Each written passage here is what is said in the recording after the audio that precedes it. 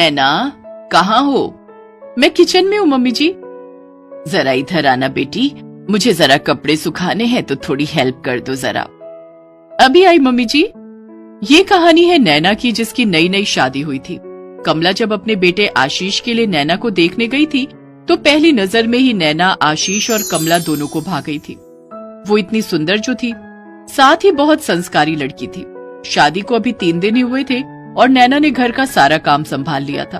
फिर एक शाम, माँ, मैं आ गया। आजा आजा, जल्दी से हाथ मुंह धो ले, मैं तेरे लिए चाय पकौड़े बनाकर लाती हूँ।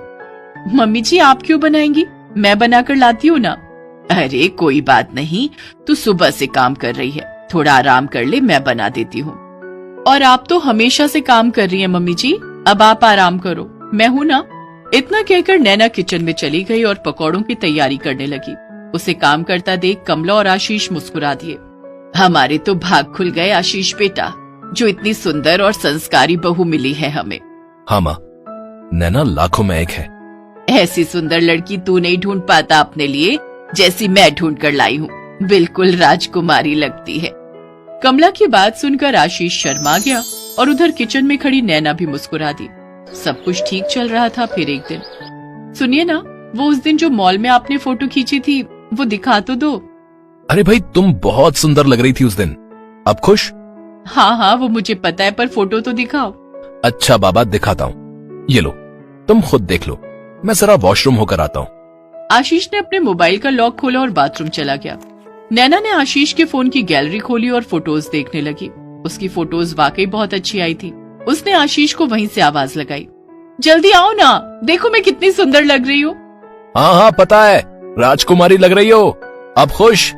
मॉल की फोटोज देखने के बाद नैना स्वाइप करती रही और फिर अचानक वो बेहोश होने लगी। उसकी आंखों के सामने अंधेरा छाने लगा। उसे अजीब अजीब चीजें दिखाई देने लगी और फिर उसने एक लड़की को देखा जिसे किसी ने देखते ही देखते तलवार से मौत के घाट उतार दिया। नैना घबराकर चीख पड़ी और बेहोश होकर जमीन पर गिर पड़ी। उसकी चीख सुनकर कमला और आशीष दौड़कर उसके पास आए और फिर उसे डॉक्टर के पास ले गए। देखिए, डरने की जरूरत नहीं है, हल्की खरोंच है बस। पर मेरी बहू को हुआ क्या है डॉक्टर? ऐसा लगता है कि कोई सदमा लगा है इन्हें, बाकी चिंता करने की कोई जरूरत नहीं है। आशीष और कमला को कुछ समझ नहीं आ रहा था।